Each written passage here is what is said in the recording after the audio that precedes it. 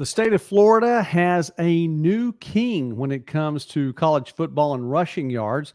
And there was a team that won by 13 in overtime on Saturday. And hey, there was also a player responsible for 8 touchdowns in a win on Saturday as well. We have a lot to talk about here on Midwest Sports Net, and I am glad that you are along for the ride tonight. I'm Joey McWilliams. We are talking about the top 5 performances in NAIA football. Now, you're going to have to wait just a little bit to get there because we like to go beyond the 5 as well. And again, there is so much to talk about. So I appreciate you being along for the ride tonight. I want to say hi to Jana watching from Palm City, Florida. Thank you for watching tonight. We enjoy talking about our Florida teams. We'll talk about one of those players tonight and, of course, a whole lot more. Dale, appreciate you watching as well. And there's a Go Stangs, I'm sure, coming eventually, so we'll see that just a little bit later on. And did one of your teams make the top 5? There's a really good chance that some of you all are going to be happy tonight. Anyway, so much going on. Let's start with the number 1 team in the country according to the NAIA coaches poll rankings, not ratings, and that is Kaiser. Kaiser stays undefeated. Shea Spencer, the quarterback, continuing to lead the way, and he's able to do it with he has a lot of help, by the way, keeping him going. But nice performance, 16 for 22 passing, 295 passing yards, 3 passing touchdowns on the day. Andrew Burnett, and I have to wonder because, Jana, is there any connection there? Andrew Burnett, 17 carries, 172 yards on the ground. He had 3 rushing touchdowns as well, 10.1 yards per rush on the day. Kaiser 52, Thomas 17. Another victory for the number 1 team and defending champions in the NAIA, and another victory in the Sun Conference. The number 2 team in the country, according to the coaches poll rankings, not ratings, Grandview remains undefeated, and another shutout, 34-0 over St. Ambrose on Saturday. Jackson Waring responsible for all 5 touchdowns in this game that Grandview put up on the board. 18 for 28 passing, 220 passing yards, 3 passing touchdowns. Oh, and he carried the ball 11 times for 16 yards, just 16, but he put up 2 rushing touchdowns as well. Big win, another big win for Grandview. Number 3, Indiana Wesleyan was idle this week. We're going to skip one and go to Weber International falling. And the end of the game to St. Thomas in what is being posted on the St. Thomas website as the Miami Gardens Miracle. By the way, Dale, I caught that roll stangs. Dave caught the roll stangs as well there. But let's go back to the Bobcats, who come from behind in miracle fashion. St. Thomas trailed in this game. The number 5 Bobcats with just 1 loss on the season, that coming to the number 1 team in the country, Kaiser. 4:01 remaining in this game, and St. Thomas was down 13 points, 44-31, after 17 straight points from Weber International. Weber's not supposed to be doing that, especially not at St. Thomas in this game. But wait, there's more. St. Thomas got the ball back after a 33-yard kickoff return. They get the ball with not that far to go. Caleb Walker doing the honors there. It's just a 57-yard drive. Keely Watson did his thing, passing the ball well, capped the drive with a 30-yard touchdown pass to Jaden Fox Harrington. And then St. Thomas with the onside kick, and they get it. The Bobcats get it. Watson once again with another big pass, this one 38 yards to Kalitri Zhao, and Rontavious Farmer for 12 yards and then 1 more yard just to get it across that end zone. Tied the game. Alvarez puts it in. 45-41. They have the lead with 1:15 left. Defense steps in. Tyquan Hunter intercepts the ball on 4th down, and St. Thomas miraculously escapes with a 45-44 victory in this game. Keely Watson, 13 for 26 passing, 349 yards, 3 passing touchdowns, threw a couple of interceptions as well. I'm going to come back to Rontavious Farmer's number in just a moment. David Hayes had 4 receptions for 162 yards and caught those 3 touchdown passes. How about Rontavious Farmer? We had him on Midwest Sportsnet as one of the top returning running backs in the NAIA for 2024. He has done nothing to dispel that, and he is now, with his 20 carries for 87 yards and 3 rushing touchdowns as well, he has now become the new Florida collegiate rushing leader For a career, he has 4,955 rushing yards. That's just 45 away from an even 5,000 right there. He passed Kaiser's Marquise Burgess, who finished his career with 4,872. So, folks, what this means is with all of the great running backs in Florida, with all the great running backs at Florida State, with all the great running backs at the University of Miami, let's go UCF, USF. Let's talk about all those teams. Oh, let's talk about St. Thomas for just a moment and say, hey, congratulations to Rontavious Farmer, the new collegiate rushing leader in the state of Florida. He attends an NAIA school and plays for the Bobcats, and those Bobcats come away with the Miami Gardens Miracle. What a way to get the victory in that game. And they are rolling on in at number 5. Expect St. Thomas, which, by the way, is a big game coming up. We'll talk about that a little bit more, but they are pushing toward another playoff spot. Number 7, Benedictine, 38. Missouri Valley, 14. Jackson Dooley on the day, 22 for 35 passing, 369 passing yards. Had 5 passing touchdowns, threw a couple of picks as well. Jacob Gathright, 4 catches, 147 yards, and 2 of those receptions were for touchdowns. Number 9, Northwestern, 34. Dakota Wesleyan, 7. Dakota Wesleyan scored first, and then the Red Raiders took it from there with 34 points. Austin Girard on the day, 7 catches, 155 yards through the air, and had a couple of receiving touchdowns. And it was number 10, Southern Oregon, at home, 57-15 over MSU Northern. And the Raiders, led by Isaiah Hill. I'm ahead of myself. Where are we in this one? 6 minutes in. You know what? We may even tonight have to have a cough drop live on the air. I know. I mean, we've made it this far into the 24 season, haven't done it yet. It's likely to happen. As a matter of fact, let's just go with that right now. Isaiah Hidalgo, 9 carries, 125 rushing yards, 3 touchdowns. Gunnar Yates, one of the leaders in the country. In fact, leading the NAIA coming into this weekend, also 9 carries, only 62 yards, still 3 rushing touchdowns for the day. Carroll, this one was a big one. And we chose poorly with our pick in this one. We picked College of Idaho at home, and the Saints said not so fast. They get the win on the road. Carroll has the single most backloaded schedule in all of the NAIA. And if the Saints continue this streak, number 1, they're going to stay they're going to keep on moving through, be undefeated in Frontier Conference play. But number 2, that pushes toward the playoffs, and it's going to really shake things up in the Frontier Conference. Carroll gets the win, 43-29, and unties the series at 7-6.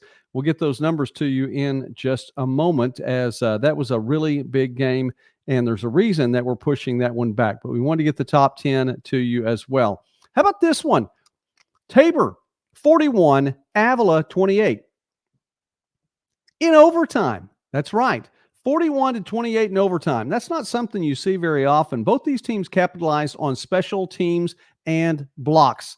In the second half, Tabor's Brandon King returned a missed field goal, 70 yards for a score, but with less than 2 minutes remaining in the game, Tabor with the opportunity, backed up deep, tried to punt it. Avila blocks the punt, and it was taken in for a 10-yard score. The 2-point conversion made it 28-all. We go to overtime, where Tabor's Willie Green was 16 for 26, 151 yards passing on the day, and he had a 1-yard touchdown run as well. One of 3 touchdown carries for Willie Green on the day. Tabor scores first in overtime with the extra point, goes up 35-28. The next play was Avila's first offensive play, and Christian Tuis, and I really tried to get that one right. Christian steps in, picks off the pass, 85-yard later, gets 6 points on the board, and Tabor with a 13-point overtime victory. The Blue Jays come away with a win in this one over Avila in Bissell Division play in the KCAC.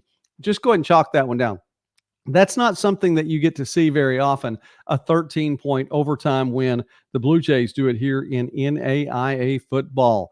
OUAZ 70, Louisiana Christian 14. And these games are just getting ridiculous for the Spirit. They're just blowing people out left and right. Luke Giron, 13 for 21 passing, 176 passing yards. He had 5 passing touchdowns on the day, no interceptions. Jalen Hammer caught 3 of those touchdown passes. As a matter of fact, That's all he did was catch touchdown passes. 3 receptions, 80 yards receiving on the day for Jalen Hammer. And he caught those 3 touchdown passes from 2 different quarterbacks, Juron and Jake Byrne as well. Big game in the Sun Conference. Florida Memorial comes away with a win 37-10. David Buggs, 20 of 30 passing for 351 passing yards, 3 passing touchdowns, did not throw an interception. Walter Wilbon had 7 catches for 135 yards, 2 receiving touchdowns, also carried the ball for nearly 100 yards, 14 carries for 96, and had a rushing touchdown as well. Wilbon with 3 on the day. Big game on the way, looming between Florida Memorial and Southeastern. But let's go ahead and go to Southeastern right now and tell about the 42-7 victory over Warner. All Southeastern all the time. Nate Michael, 4 carries on the day, 162 rushing yards, had 3 rushing touchdowns. Carried the ball 4 times, 3 times in for the score. Didn't do as much through the air. We'll see if that makes a difference next week, because it is St. Thomas coming off that Miami Gardens miracle on the road. They go up to Lakeland, and they'll take on the Southeastern Fire next week. Could be a playoff elimination game in that one. Concordia continues the farewell tour to the NAIA as far as athletics are concerned. And Caden Thomas had field goals in the first quarter of 35 yards, second quarter 27 yards, third quarter 21 yards. That was all Concordia needed to defeat Siena Heights. 9-0. The Cardinals get another victory in this swan song season. Concordia is now 4-4 on the year. Taylor rights the ship, 48-30 over Lawrence Tech. Dakota Sonicson, 4 carries, 121 rushing yards, 2 of those rushing touchdowns, had a catch for 46 yards as well. Reinhardt stays in the Appalachian race, trying to get that playoff spot. 9 consecutive years in which the Eagles have made the playoffs, sticking around. The big-time win over St. Andrews. They keep the Knights defeated, if you will. 63-0 Reinhardt over St. Andrews. Defiance with a win this week. 55, Madonna, 27. Crusaders, 0-4, a long time. We get the official numbers to you later. Bottom line is Madonna still not with the win this year. Tawan Rose for Defiance, 5 catches for 132 yards and 3 receiving touchdowns.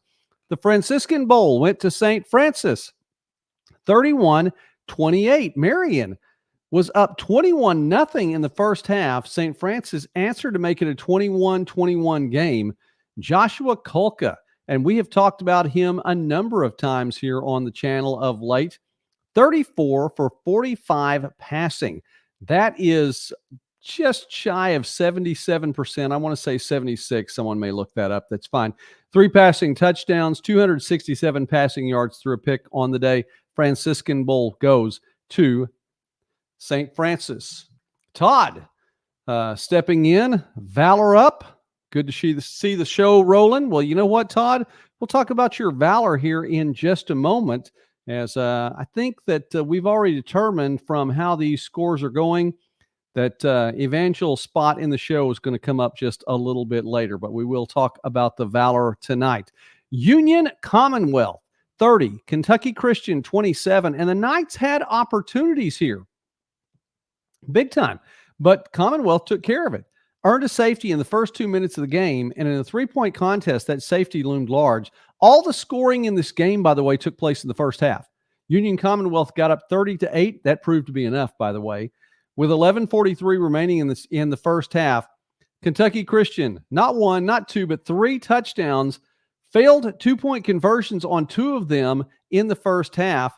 And that's going to do it too. You give up a safety in the first 2 minutes. You don't convert either the point after or the 2-point conversion with touchdowns. Kentucky Christian, however, is a program that still the win-loss record's going to struggle. All things said and done, when it comes to the end of the year, Kentucky Christian's not going to have the win-loss record that it wants. However, Jet Engel is a redshirt freshman, and he threw the ball 24 for 37, 336 passing yards on the day, had those 3 passing touchdowns, and not only that, didn't throw a pick. By the way, for Commonwealth, Bryson Grabowski, 7 for 15 passing, 193 passing yards. He had 2 passing touchdowns, no interceptions thrown by him as either, and he had a rushing touchdown on 12 carries, 93 yards. Again, Union Commonwealth 30, Kentucky Christian 27. You might count the Knights out this year, although there's still some fight, and you can see it. This is a team that's building toward the future, so keep that in mind. Georgetown over Bethel, 24-3. We did get this one right, and we picked the Tigers in this one on Thursday. And we said here on Midwest Sports Net, I said that it would likely be the Tigers' defense at home that makes the difference in this one. And you hold Bethel just 3 points on the day. I think that's a big-time defensive stand. Darius Neal, another big day, 23 carries, 163 yards on the ground, 2 rushing touchdowns.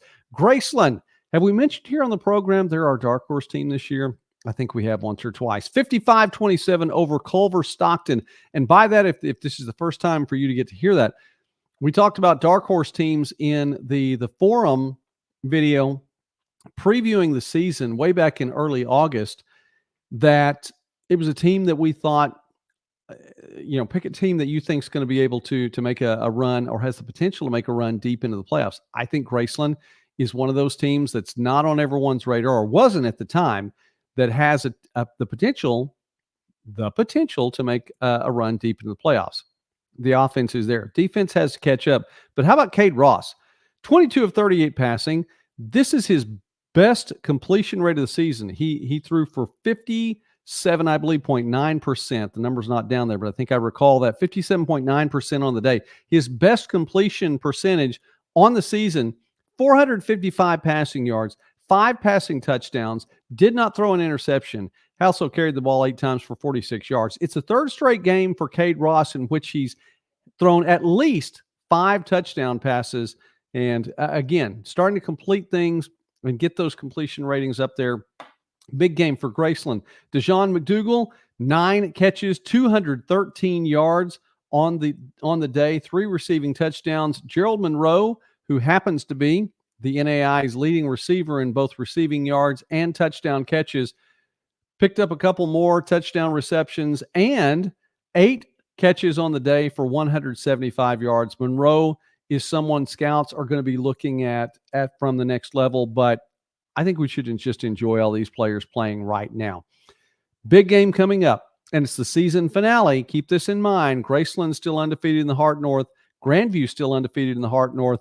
Those two teams will meet in Des Moines on November 16th. So Graceland at Grandview, November 16th. Kansas Wesleyan 38. They double up St. Mary's with just 19 points. Luke Armstrong, 19 carries, 264 yards, 3 rushing touchdowns, averaged 13.9 yards per carry. Big game for Luke Armstrong. Doane, boy, I'll tell you what, we picked the Broncos in this one, and we chose poorly. 40-3 over Hastings. Sam Hartman, 20 for 36 passing, 308 passing yards, 4 passing touchdowns, no interceptions. Hastings was led by Jaden Roberts, who had 14 tackles on the day, and you have to think that defense was out there for quite a while. Back to the Kessinger division, or maybe to the Kessinger division for the first time. I think that's right. I think this is the first time we've talked about the Kessinger division in the KCAC. And we'll start with McPherson, who has just 1 loss on the season and is undefeated in Kessinger play right now. 59-7 over Bethany. Tristan Zabo, 14 for 24 passing, 305 passing yards, 3 passing touchdowns, no picks. Let's stop there before we go too much farther. And there are a couple of things that I will pull the soapbox out for today. One of them is coming up a little bit later on. I'll just let you know up front. This is one of those things too. Everyone is talking about some of the other conferences that are out there. And I recognize KCAC needs to get some wins in the playoffs to get some attention. But you've got to see what is happening in the Kessinger division right now. Won't look like this next year. They'll restructure the Kessinger and the Bissell next year, and so it's going to look a little bit different. But right now, you have McPherson, who is 2-0 in the Kessinger division, 7-1 on the season. You have Southwestern, 7-1 on the season, 1-1 in the Kessinger division. We'll get to Friends and Evangel a little bit later on with that game that was a huge, huge game and came down to the final seconds for Friends, the second consecutive week in which that had happened. And you just have to look at these teams and say, wow, It is likely the way things are stacking up right now in the, in the NAIA coaches poll rankings, not ratings, that three of these four teams, and they're going to beat each other up in the next 3 weeks anyway. We know it. It's going to happen. Happens all over. I mean, wait till you see the carnage in the Frontier Conference in the next 3 weeks. It's going to be that. But it's really tough to imagine that some of these teams who are that good are going to be on the outside looking in. So just keep that in mind as we go along. With first and the Bulldogs, they've still got a ways to go and a big game or two on the way in the Kessinger division. Sterling, 27 over Ottawa, 21. We didn't think the Warriors would do it, and the Sterling College Warriors pick up their first win of the season, 27-7. The Warriors were on top of the half, and the points held. Rockland Baptista, 15 for 30, 183 yards passing, 4 passing touchdowns on the day to 4 different receivers. Want to give a shout-out to Ashton. Ashton, I'm missing the brown and gold there along with the Roll Saints. You got to bring that in there. One of our NAIA players, big part of that Fighting Tumulties offensive line. So keep that in mind there. Thanks for watching tonight. Briarcliff 35, Waldorf 28. Briarcliff trailed 28-21 late, scored a couple of touchdowns in the final 6.5 minutes. Imond Pittman, 19 carries, 153 yards on the day, 3 rushing touchdowns. I'm telling you, there's just been a lot to talk about today before we get to the top 5. And it's a big top 5 tonight, too. I mean, it really, really is. Concordia, the Seward version, the Nebraska version, the GPAC version, 31, Mount Marty 27. Back and forth throughout. DJ McGarvey, an 8-yard pass to Max Bartels for the go-ahead score with 2 minutes remaining. Concordia's McGarvey, 26 for 35 passing, 244 passing yards, 3 passing touchdowns on the day, no picks. Mark Arp continues to have a season, and really he is.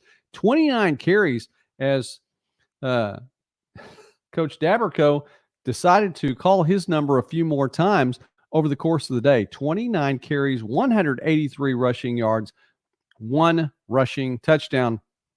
Concordia continuing to hang around, a couple of losses right there in their back pocket, but they have not gone away. So keep that in mind. The Bulldogs sticking around right now. And excuse me, likely this coming week, for sure next week, we're going to start talking about playoff possibilities. I think we'll be able to get that done this week, and we'll present as many as are likely to get out there. And we won't, I mean, we're going to go mathematically possible still in a lot of cases, but try to go with more with likely on these in seeing how the 20-team roster of the football championship series was filled up last year. Again, not a true tournament bracket. There are quote unquote seeds along with these, but the seeds, it's kind of like, and I'm reminded, thank you, Ashton. I wanted the brown and gold in there. I appreciate that. Let's go ahead and throw that one up there really quickly.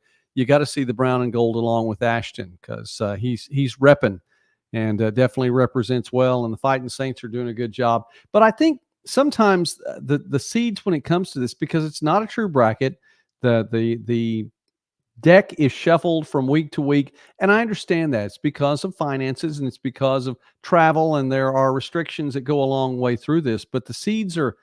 Do you remember whose line is it? Is it anyway? I always like that. In the intro, Drew Carey for a number of years would come out with the intro. Whose line is it anyway? And this is a game where everything's made up and the points don't matter. That's right. The points don't matter. Just like the WNBA without Caitlin Clark.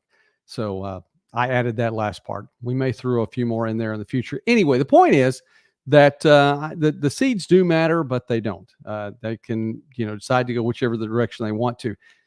So where was I headed with all that? Concordia is still with an opportunity to make its way into the playoffs, and we'll be talking about the playoffs. That's it. Speaking of playoffs, a team that was just on the outside looking in last year, how about Mid-America Nazarene? And Mid-America Nazarene last year, 9-2. I mean, that's a pretty good record. Part of a 3-way tie as co-champions, tri-champions, if you will, in the Hart South Division, along with Benedictine and Baker perennial powers in NAIA football, not enough to get them in. Well, those two teams are still on the docket for Mid-American Nazarene, but you have to give credit to the Pioneers. This is a team that's taken care of business to this point. 7-0 overall right now, still undefeated after a 58-21 victory over Missouri Baptist, and it was the ground game this time for Coach Hansen. Sean Cherry, 17 carries, 107 yards on the ground, 2 rushing touchdowns, and Cameron Finley, 11 carries for 80 yards, 3 rushing touchdowns. Here's where it all boils down for Mid-American Nazarene. The next 2 weeks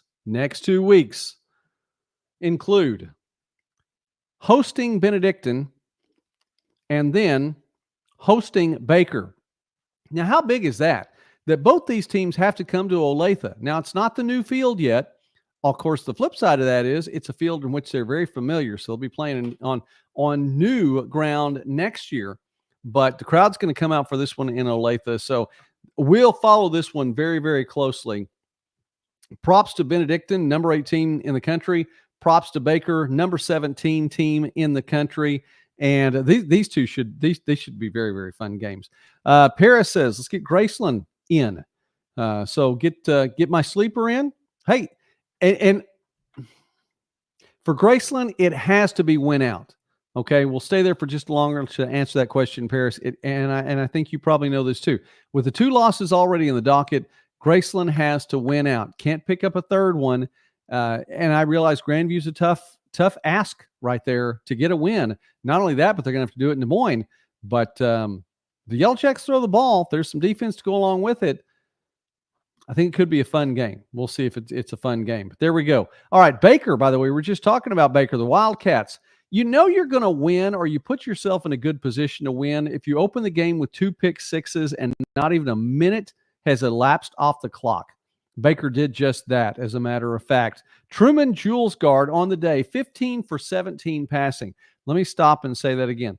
15 for 17 passing, 2 passing touchdowns, just 131 yards through the air. He had 6 carries for 43 yards as well, and a rushing touchdown. Responsible for 3 touchdowns on the day.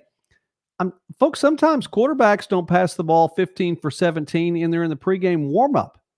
And he did it with people defending his receivers. So just a fantastic day for Truman Julesgard. Nice for the Wildcats to have him back in there and at the helm. By the way, Zach Kramer, a 36-yard touchdown return, or an interception return for a touchdown. Brian Lane, a 15-yard interception return for a touchdown. And those are the 2 pick sixes. Baker 62, Central Methodist 7. St. Francis of Illinois, the Fighting Tumulties, who are also blocked and backed up the line. How do I say this? I had this in my mind earlier. It's been a long weekend. Ashton takes care of business in protecting these folks back there. How about that? There we go. Ashton with the brown and gold. St. Francis of Illinois, 63-12, winners over Judson. Sam Tumulty, 15 for 18 passing, 255 passing yards, 2 passing touchdowns. He had 4 rushing touchdowns on the day to go along with it. 7 carries for 40 yards, nearly in our top 5. Joey Tumulty, 3 carries for 36 yards, 1 rushing touchdown, had 5 catches for 101 yards receiving and 1 receiving touchdown. Those are some fantastic numbers again. Tumulty, right behind what Julesgard did, 15 for 18 through the air. So a big, big day for him as well. Southwestern, there's another one of those Kessinger Division teams, 41-14 over Bethel, taking care of business. 7-1 of the season, just 1-1 Kessinger play. Don't write out the Mound Builders after that loss against Friends last week. Heartbreaking loss last week.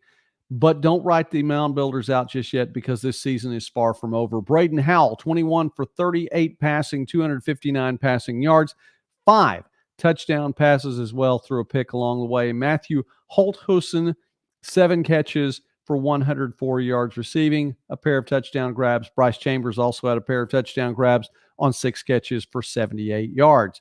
Campbellsville, 7-1. Get things back on the right side there, 46-7 over Faulkner. Archelaus Smith, I hope I got that one right, 7 for 120 on the ground. 2 of those carries were rushing touchdowns. Jamestown defeated Mayville State 21-14. The big thing here is that That causes Dickinson State in an idle week to clinch a share of the North Star title. Now, they didn't win it outright, but they've clinched a share at least of the North Star title. And in the North Star's swan song season, the final year of North Star play, Dickinson State, before the month of October ended, clinched at least a share of its 10th consecutive conference title. So that's how things are going out for the North Star. By the way, Jamestown moving to Division II, Mayville State, Dickinson State, Dakota State, and more. I know I blanked just for a second. I'll get it. Moving to the Frontier Conference for next season. Now, let's go ahead and move over to Sooner Athletic Conference for a moment. Here's a team that was probably written off early on. We had a chance to visit with Coach Jarrell Jackson on Friday. If you haven't seen that one yet, please check it out. Talking about the Texas College Steers. And he gave me the number 5-2. Now, I realize it says on a couple of publications and different things, it's 4-2. Those are against NAIA programs. He did tell me 5-2. This was coming into this weekend. They are counting the win against Westgate Christian, which is not an NAIA school. It's on the docket nonetheless. A win would give them a winning record for the first time for this program since 2005 in his third season at the helm. Texas College 30, Oklahoma Panhandle State University 20 for the Steers, led by Amani Gilmore, 19 for 39 passing, 227 yards, 2 passing touchdowns, threw 5 picks on the day. So that didn't help his cause, but he also had 9 carries for 52 yards and a rushing touchdown. And the Texas College Steers, with a winning record, again, that's the number they've given me, so it's the number we're saying right here. On the season, 6-2, and continuing to have an opportunity in the Sooner Athletic Conference. Don't write them out just yet. Panhandle State, by the way, led by Aaron Acosta-Lewis. He had 2 of those 5 interceptions for the Aggies. Keep watching Texas College. Cumberland 49, Cumberland's 25. The Tennessee school over the Kentucky school right there. Luke Holloway, big week last week, another one this week, 7 for 14 passing, 143 yards passing, 1 passing touchdown, had 3 rushing touchdowns on the day, off 11 carries for 126 yards.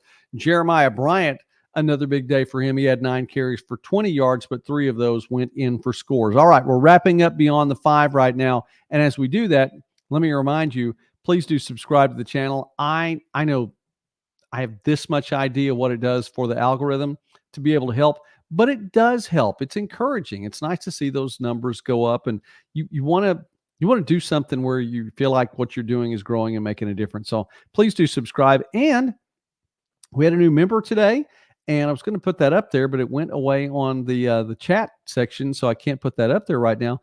If you would consider that, it's a big part of what we do here. We talk about small college sports and more throughout the Midwest and beyond, and that includes NAIA football, and we're really enjoying that. Made a push toward NAIA football a few years back, and I cover a lot of Division II football as well. And so the thrust here on Midwest Sportsnet is Division II and NAIA, and we really tried to do a good job, but we just enjoyed covering NAIA football. It's been a blast, and that includes Montana Tech. 38-0 over Rocky Mountain. I didn't conclude my pitch there. I'll get to the end a little later on. How about Montana Tech? 135-0 in the last 2 weeks. That's right. The Ore Diggers on the proper side of that one. 135-0, 2 shutouts in consecutive weeks. Think about this. The defense has really settled in for the Ore Diggers. In the previous 6 games, gave up 30.0 points per game. That's right. 180 points per game. 180 points over a 6-game stretch. In the last 2 weeks, the Ore Diggers have given up this many points. That goes along with how much I know about the algorithm when it comes to subscribing. Just saying, what a defensive effort. Blake Thielen, 18 for 25 passing, 336 passing yards, 4 passing touchdowns.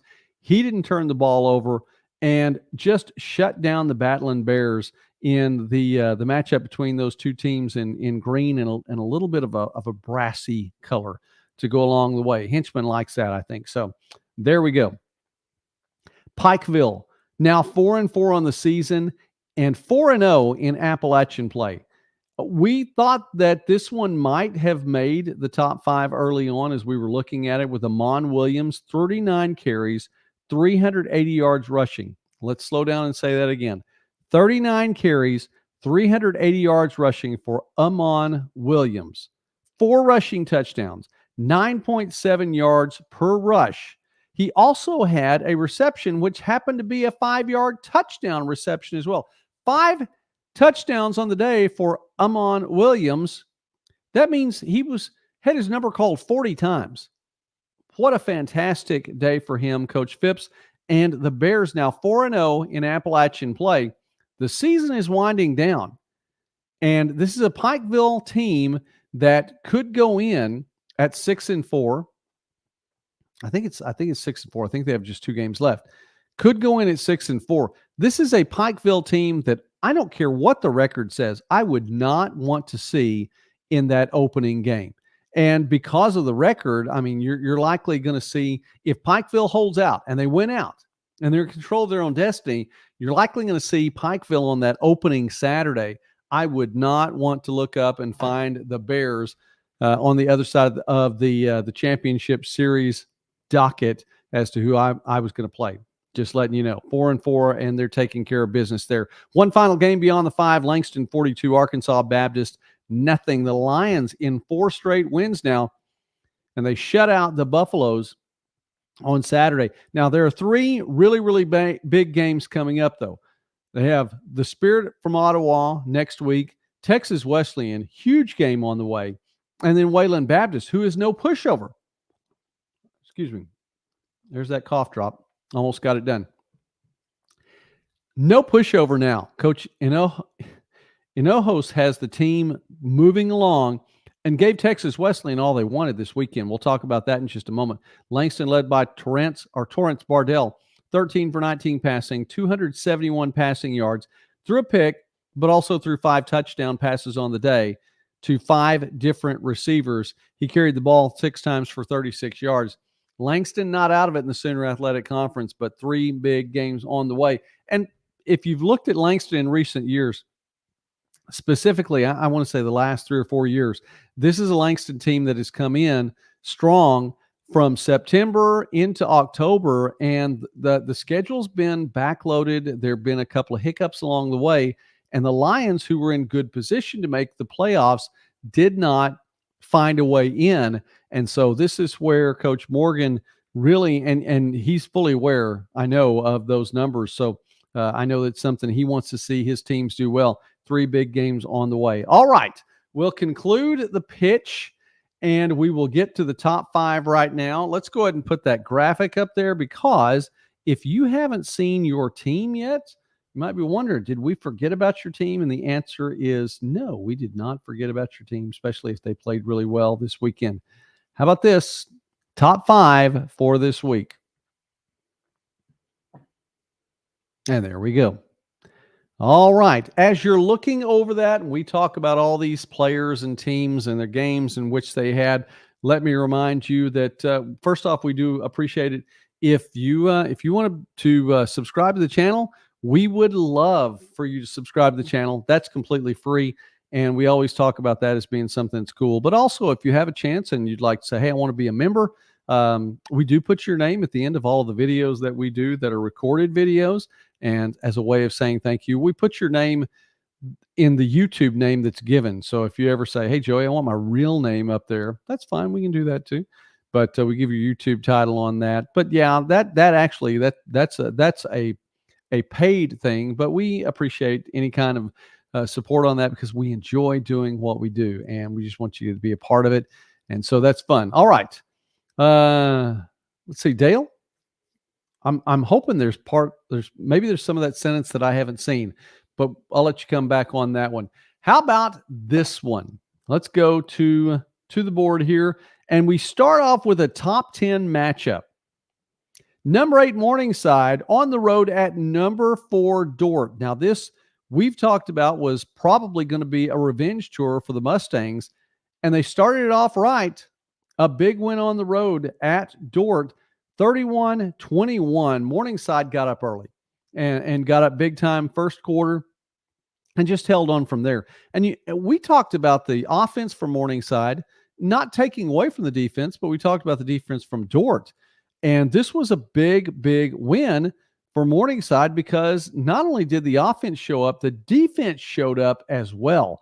And holding Colson Cruz to just 13 for 37 passing. Folks, that's not a good completion percentage. Michael Barnett had 4 pass breakups on the day. He wasn't even our player of the game in this, one of the top 5 performances. Zach Chevalier on the offensive side of the ball, 30 for 44 passing, 308 passing yards, 3 passing touchdowns. Chevalier threw a couple of picks as well.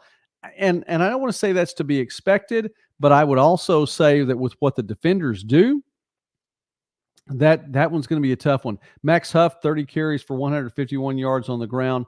And Lakin Harnley had a 56-yard punt return for a touchdown.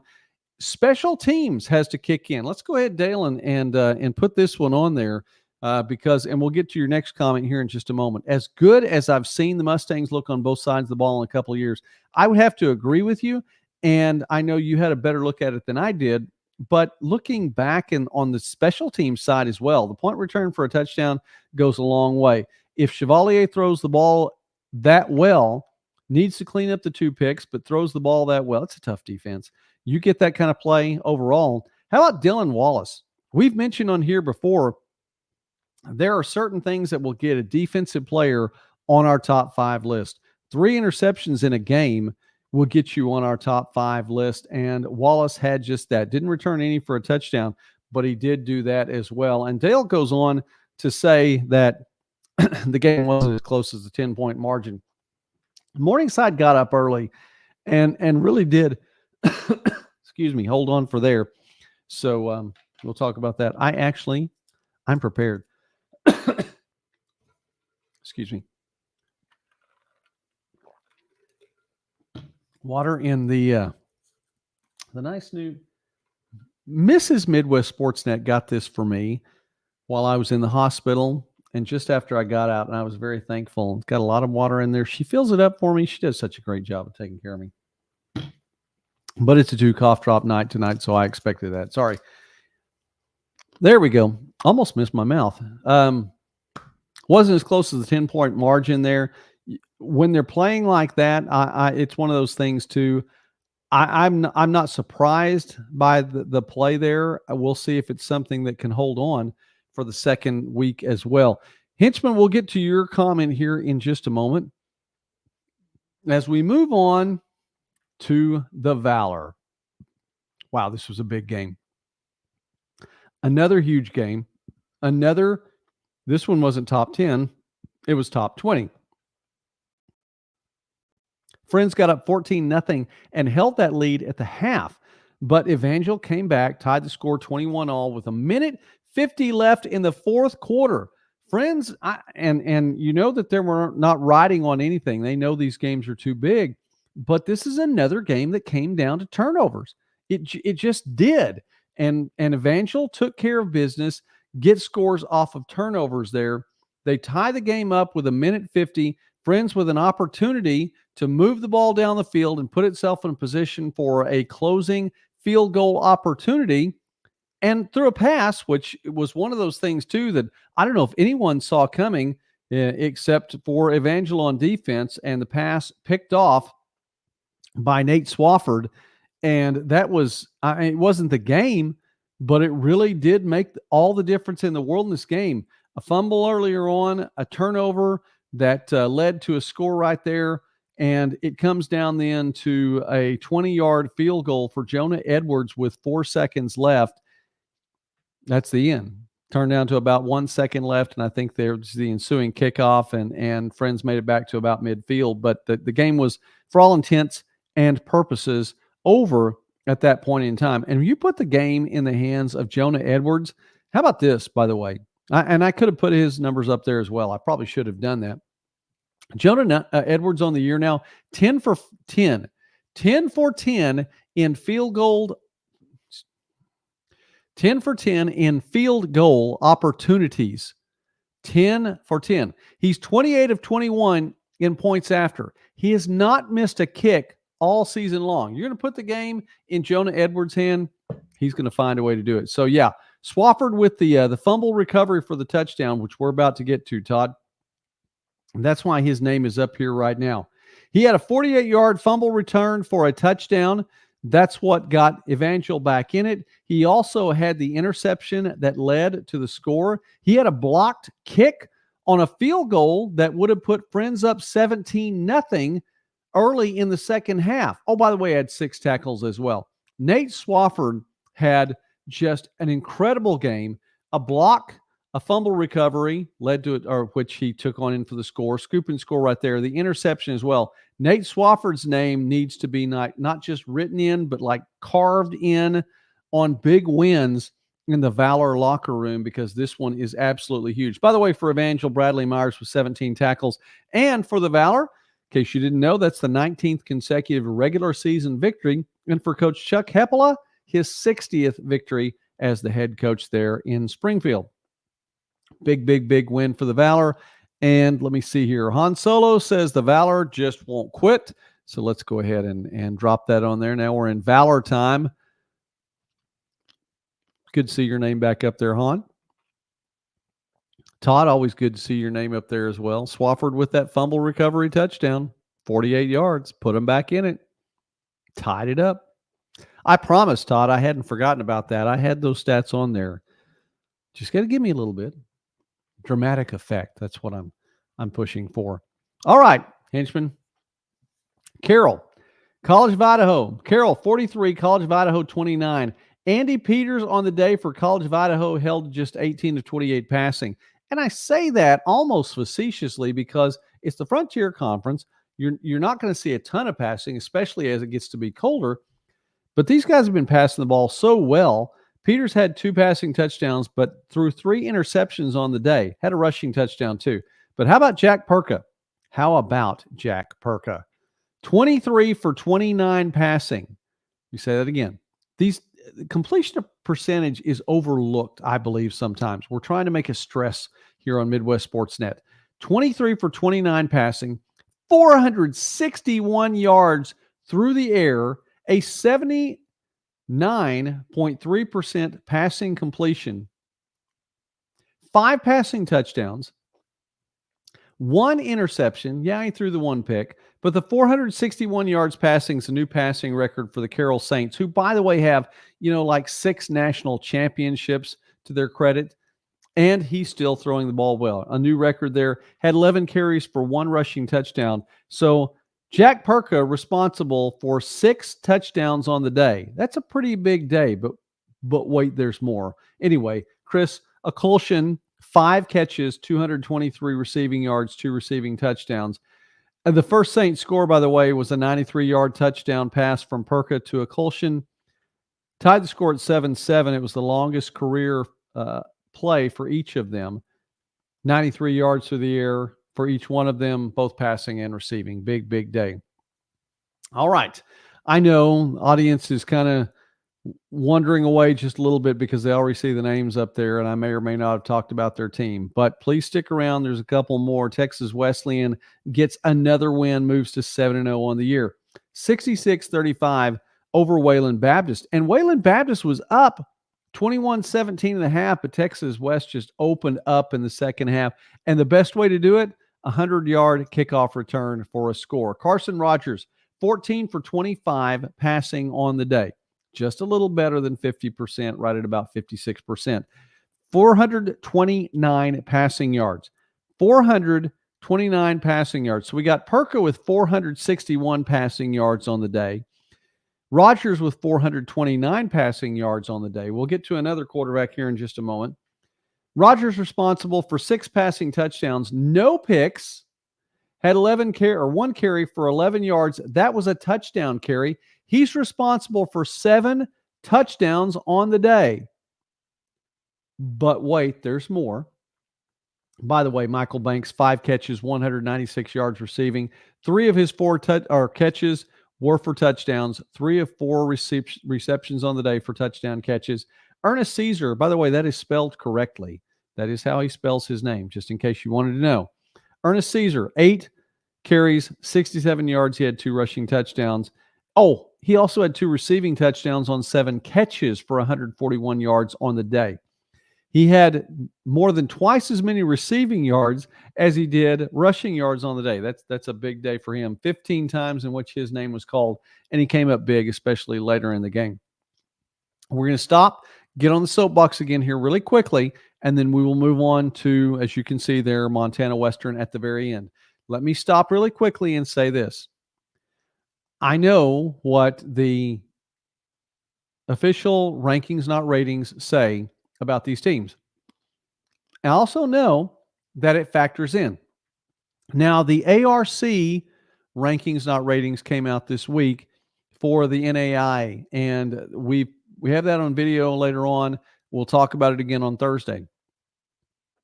I'm saying right now, though, that if Texas Wesleyan wins out, and there are 3 big games ahead of them, Texas College, who is no pushover this year, Langston, who is no pushover ever, Louisiana Christian, who has been pushed around some this year, but this one will be on the road at Pineville. 3 games left to play. Anything can happen. Texas Wesleyan last year needed to just win to be in the playoffs or lose. As long as you didn't lose. Oh my goodness, yes it is, Dave. I'm sorry. I was auto-corrected. I apologize. Dave, let's put this up here to make sure this is right. We'll come back to Texas Wesleyan in a moment. Deshaun Walls. Sorry, I got auto-corrected. I apologize. Thank you very much for putting that up. It is Deshaun Walls, and we've had his name on the top 5 performances before on the big screen. Thank you for letting me know. All right, let's go back to Texas Wesleyan just for a moment, and let's stay with this soapbox for just a little bit. Texas Wesleyan, all they had to do last year was win or not lose by more than 9. They lost to Louisiana Christian by 10 and had a 3-way tie for the Sooner Athletic Conference championship, and were on the outside looking in. Okay? By the way, Texas Wesleyan has also won a share of the conference championship for each of the last 2 years and has been on the outside looking in. If Texas Wesleyan wins the next 3 games, they will be undefeated overall. They will be undefeated in Sooner Athletic Conference play. They will make their way into the playoffs. Okay? So we know that's going to happen, and it doesn't matter where they're ranked or rated or anything else that you want to try and put a number beside them. If they're undefeated in conference play, they'll win the Sooner Athletic Conference. My soapbox is this. At this point in time, as the number 11 team in the national rankings, not ratings right now, they should move up. They should be there. Don't send the Rams on the road in their first game that they play in the playoffs. Don't do it. Evangel last year had to go on the road, undefeated, 11-0 coming into the playoffs. But Joey, you might say, that wasn't a first-round game. It was really a quote-unquote second-round game. But it was the first game the Valor had played. They had to go and play their first game in the postseason on the road after having an 11-game winning streak and going undefeated through the regular season. I'm just putting it on record right now that the Rams, if they go undefeated, and I don't care what the little number is out there, somebody has to step up, be a man, and say, the Rams have played a tough conference. They played a tough competition. Is it the GPAC? No, it's not. But the only way to give them an opportunity, put them that opportunity to grow. Give them that opportunity to be playing at home in the postseason. We'll talk about it some more, but I just wanted to make sure that was on record now. Here we are, October 27th, 2024. If the Rams go undefeated, do not send them on the road for their first game. I don't care if it's quote unquote second round game. It'll be the first game they play in the playoffs. It really needs to be. I can't imagine them being in the opening weekend. Arizona Christian on the road at Montana Western, and the Bulldogs come away with the big victory in this one. 740 yards of total offense. A new Montana Western record. That is absolutely huge. And with the leadership of Michael Palandri, I mean, there's so much to be said for him. He has come in And you can't tell. I mean, they haven't skipped a beat at all since he has taken over as quarterback there. 69-7 was the final score. Where did my notes go? 69-7, Michael Palandri. How about this one? 18 for 21 passing. That is 83+% completion rating. 7 passing touchdowns. Did not throw an interception. 3 carries, 13 yards, and a rushing touchdown. That means, here we go, count them with me. Michael Palandri was responsible for 1, 2, 3, 4, 5, 6, get around the graphic, 7, 8 touchdowns on the day. Michael Palandri, 8 touchdowns on the day. How about that? Big, big day for him. And 431 yards passing. Big, big day for Michael Palandri. Hinchman, I'll get to that comment here in just a moment. Jake Humphrey, 7 carries for 134 yards rushing. He was on our top 5 board last week. He had a rushing touchdown. Eli Norris along with him. 9 of those catches, 9 of the 18 receptions went to Eli Norris. 214 yards receiving and 4 receiving touchdowns. Eli Norris's name is on that board as well. Now, I didn't want to leave out Dylan Shipley. He had a receiving touchdown and 4 catches for 106 yards. Palandri, Norris that are on the board. Before we wrap things up, give an opportunity there for Hinchman's name up there. I think it matters who you played. I absolutely do too. I think it matters who you played, and you're not always who your record says you are. But I'll come back in another opportunity to defend that statement, because there are times that that I believe seedings have come into play as a part of a Lifetime Achievement Award and not necessarily for what's been done that year. So it may or may not have mattered what you did that year. But the Sooner Athletic Conference is getting better, and I think you make your way through that with an undefeated record. I think there's something to be said for that. And if you want to go that way, by the way, quickly with Evangel last year, are you kidding me? Southwestern was fantastic. Had a couple of injuries near the end of the season. Evangel defeated Southwestern. Evangel defeated a very tough Bethel team who's kind of fallen off a little bit this year with a head coaching change. So they're making some adjustments right there. A Friends team that was 9-2 and had one of the best rushing seasons, the 4th best rushing season in all of the NAIA history. A McPherson team that could throw and play. This was just in divisional play. I think there's a lot to be said for that Evangel team last year, and they were sent on the road. So just throwing that out there. We can talk some more along the way. I really appreciate the questions and the comments. So stick around for the ride. Final comments here. We're at 57 minutes tonight. We're just about to 60 on the night. Dijon Walls.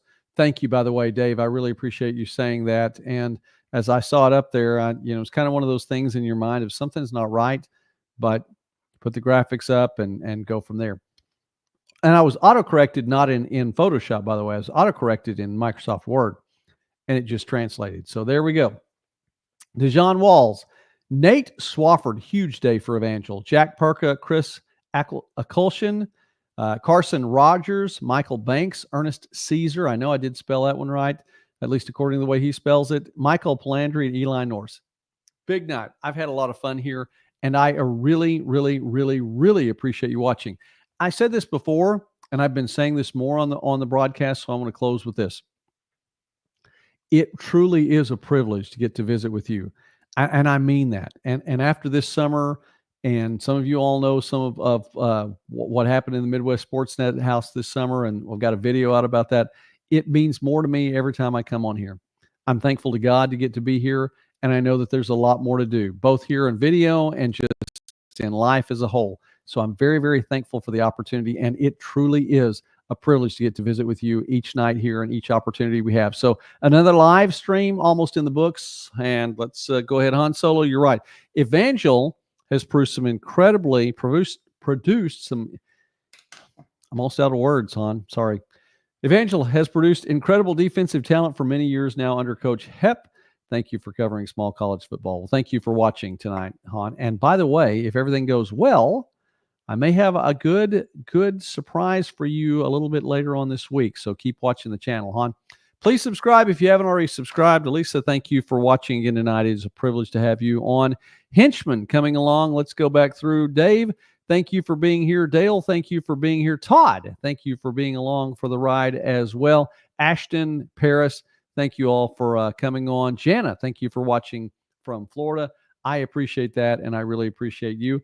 Subscribe if you haven't already subscribed. We'd love to have you be a member on the channel as well, and there's just a lot of ways to get support, so thank you very much.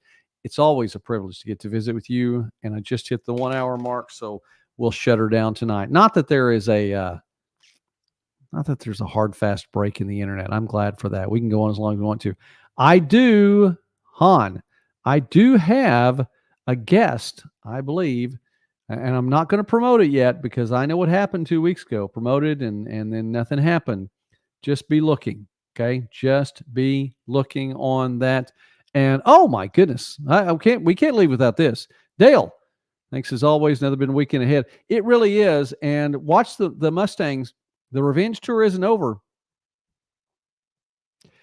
I say that, and so I'm gonna go ahead and give you a little tip to my pick on Thursday night.